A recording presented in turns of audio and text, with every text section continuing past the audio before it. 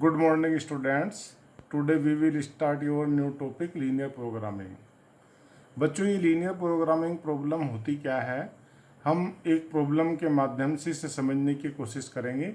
इसमें जो terminology use होगी वो बीच बीच में क्वेश्चन के बीच में मैं आपको एक्सप्लेन करूँगा। ठीक है बच्चों, ध्यान दीजिए। देखिए, ये एक प्रॉब्लम है लीनियर प्रोग्रामिंग प्रॉब्लम को शॉर्ट में हम आगे एलपीपी लिखेंगे। अभी आप देखिए प्रॉब्लम क्या है। A furniture dealer deals in two items, tables and chairs. He has ₹50,000 to invest and has a storage space of at most 60 pieces including both table and chair. मेरी भाषा में सुनो तो एक दुकानदार है, उसके पास 50,000 रुपये खर्च करने के लिए हैं और वो अपनी शॉप में दो तरह के आइटम रखता है, एक टेबल और एक चेयर। और उसे स्टोर करने के लिए उसके पास जो स्पेस है वो ज़्यादा से ज़्यादा 60 पीस रख सकता है, including both table and chair. A table cost ₹2,500 and a chair cost of ₹500. He estimates that from the sale of one table, he can make a profit of ₹250 and ₹75 from the sale of one chair. How many tables and chairs he should buy to earn maximum profit? बच्चों, ऐसी problem जिनमें हम profit को maximise करते हैं या cost को minimise करते हैं, उन प्रॉब्लम को बोलते हैं ऑप्टिमाइजेशन। क्या वर्ड है? ऑप्टिमाइजेशन। तो ऑप्टिमाइजेशन का मतलब हुआ या तो प्रॉफिट को मैक्सिमाइज करें या कॉस्ट को मिनिमाइज करें। ठीक है। अब इसमें एक बात उसने कही कि एक फर्नीचर डीलर है, उसके पास दो चीज़ें वो अपनी शॉप में बेचता है, 50,000 रुपये खर्च करने के लिए हैं। शॉप में ज़्यादा से ज़्यादा 60 पीस आ सकते हैं। एक कोस्ट टेबल का उसे मिलता है 2,500 रुपये का और चेयर का 500 रुपीज़ का। अगर वो उन्हें बेचता है तो एक टेबल पे उसे प्रॉफिट होता है 250 रुपीज़ और चेयर पे होता है प्रॉफिट कितना? 75 रुपीज़। तो अब आप देखो, suppose dealer buys X tables and y chairs. मैंने ये मान लिया बच्चों कि वो जो डीलर है वो X टेबल खरीदता है और वाई चेयर खरीदता है। तो एज पर क्वेश्चन अगर आप देखेंगे तो दोनों मिलकर X टेबल और वाई चेयर दोनों की संख्या 60 से ज़्यादा नहीं होनी चाहिए। यानी अगर मैं आपसे कहूँ X प्लस वाई या तो 60 से कम हो या ज़्यादा से ज़्यादा 60 हो, तो लेस देन और इक्वल टू 60। ये कंडीशन मेरे पास इससे निकल के आती है। दूसरे, एक टेबल का कॉस्ट है 2,500, तो X टेबल्स का हो गया कितना? 2,500X। और चेयर का कितना हो गया बच्चों? 500Y। ये पूरा उसका खर्च आया टेबल और चेयर पर, और इसकी अमाउंट ज़्यादा से ज़्यादा 50,000, तो लेस देन इक्वल टू 50,000। ठीक है बच्चों। अब एक चीज़ और आप इसमें नोट करिए, एक टेबल बेचने पर उसे प्रॉफिट होता है 250 रुपीज़ और एक चेयर बेचने पर 75 रुपीज़। तो अगर उसने X टेबल्स बेची तो कितना प्रॉफिट हुआ? 250X। और Y चेयर्स बेची तो हर चेयर पे 75 का प्रॉफिट है, तो 75Y। ये बच्चों उसे टोटल प्रॉफिट हो गया। अगर मैं इसका नाम दे देता हूँ Z, और इसे आपने क्या करना है? मैक्सिमाइज करना है प्रॉफिट को, उसमें बताया गया है प्रॉब्लम में। तो maximise Z equal to 250X plus 75Y। और ये कंडीशन है, स्टोर में 60 ही पीस आ सकते हैं, 50,000 रुपये खर्च करने के लिए होते हैं। तो मैं इसे बोलता हूँ सब्जेक्ट टू द कंडीशन हो, या इसमें जो प्रॉपर नाम है वो है कंस्ट्रेंट्स।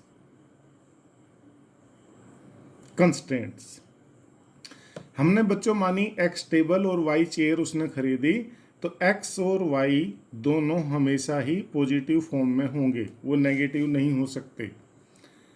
ये एक्चुअली जो मैंने आपको समझाया, ये किसी एलपीपी प्रॉब्लम का फॉर्मूलेशन है। इसे हम क्या कहते हैं? Formulation of A LPP. इसमें क्या चीजें हुई बच्चों? एक तो ये हुआ जिसे हमें प्रॉफिट को मैक्सिमाइज करना है, इसे बोलते हैं objective function.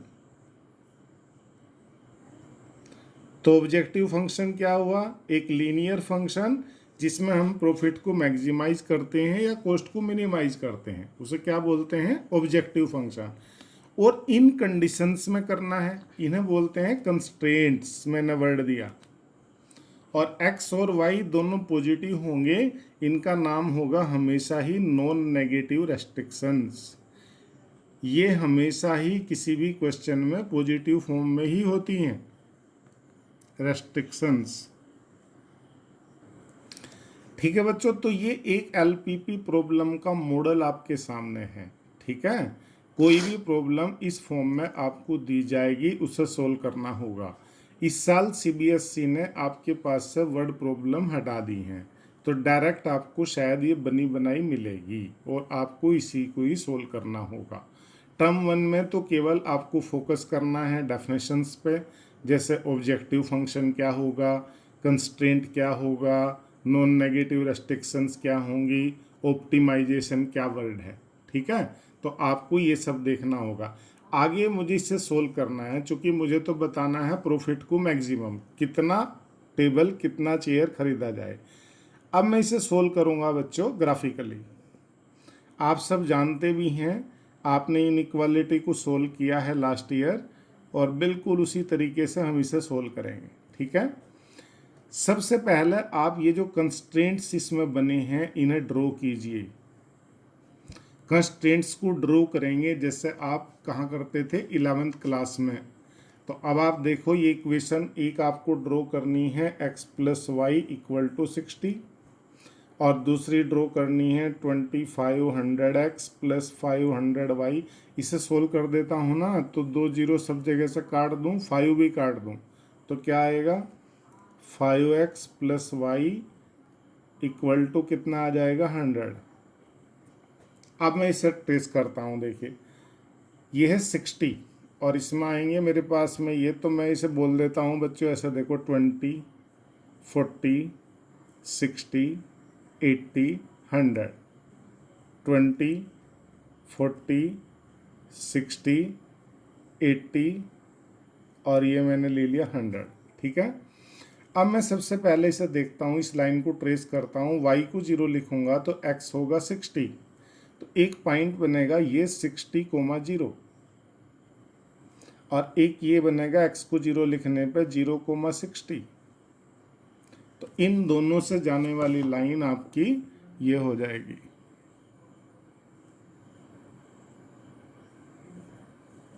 This is the line x plus y equal to 60। अब दूसरी देखो, ये x को 0 लिखोगे तो y आएगा 100, तो 100 तो ये हो गया ना बच्चों।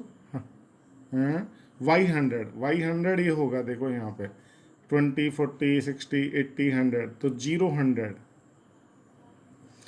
और y को 0 लिखने पे x आएगा बच्चों 20, तो ये हो गया 20,0। एक लाइन ये चली गई जो 0, 100 और किससे जाएगी? 20 से। अब आप जैसे वहाँ पे देखते थे कि आप वो रीजन ढूंढिए, ये अगर नॉन नेगेटिव रेस्ट्रिक्शन खींचना चाहते हैं तो खींच लीजिए, y इक्वल टू 0 और x इक्वल टू 0। चलो एक चीज़ और बता दूं, x y greater than equal to 0 it means first quadrant.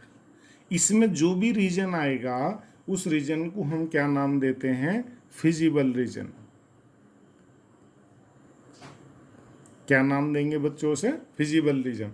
तो आपको ऐसा रीजन ढूंढना है जो इन दोनों कंस्ट्रेंट्स को सेटिस्फाई करता हो, तो वो ये वाला होगा ना।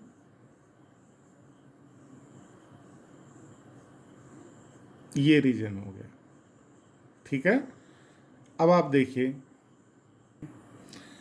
ठीक है बच्चों, तो इन दोनों कंस्टेंट से x plus y less than equal to 60, यानी इट मीन्स ओरिजिन की साइड है, और ये वाला भी लेस दैन इक्वल टू, ये भी ओरिजिन की साइड है, तो ये वाला रीजन हमारा फिजिबल रीजन है। ठीक है, जो मैंने शेड किया।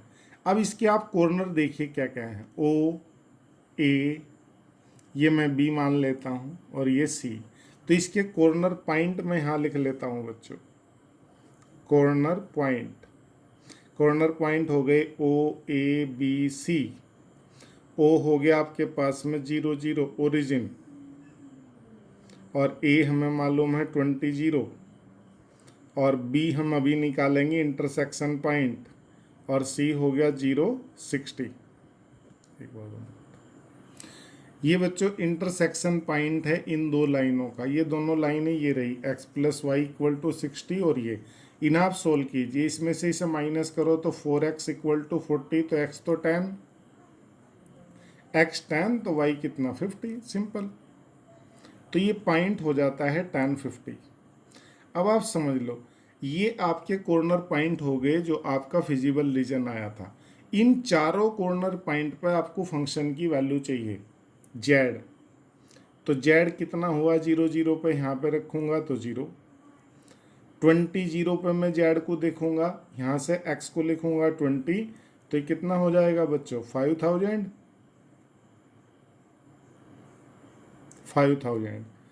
और 0 50 पे देखूँगा मैं इसे, यहाँ से x तो 0 और y 50, y को 50 लिखूँगा तो ये आ जाएगा कितना 0 5 5 जा 25, 5 7 जा 35 प्लस 2 37, और 0 60 पे कितना होगा ये, नहीं एक पॉइंट था tan 50, हाँ ये tan 50 था बच्चों, तो 50 का तो मैंने निकाल लिया, tan का छोड़ दिया।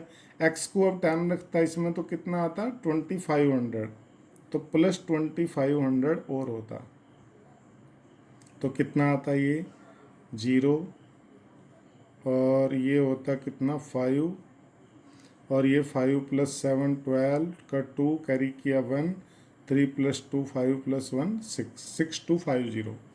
और 0 60 पर मैं इसे देखूं तो x तो 0, y 60, y को 60 लिखूंगा तो 0, 6 5 जा 30 का 0 कैरी किया 3, 6 7 जा 42 प्लस 3 4500। तो इनमें देखो बच्चों हमारे पास में मैक्सिमम वैल्यू कौन सी है, ये tan था, यही गड़बड़ किया। इसमें मैक्सिमम वैल्यू कौन सी है 6250 है, देख लीजिए आप। तो ये उसका प्रॉफिट मैक्सिमम होता है कितना, मैक्सिमम प्रॉफिट आता है हाउ मच 6250 रुपीज़।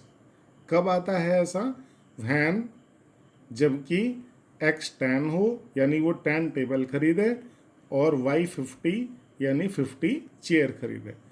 तो अगर वो फर्नीचर डीलर 10 टेबल खरीदता है और 50 चेयर खरीदता है, तो उसे मैक्सिमम प्रॉफिट होता है कितना 6250। ठीक है बच्चों, वीडियो बड़ी हो रही है फिर वो अपलोड नहीं होगी, तो बस अब मैं फ़िलहाल इसे यहीं रोकता हूँ, नेक्स्ट वीडियो में डिस्कस करेंगे।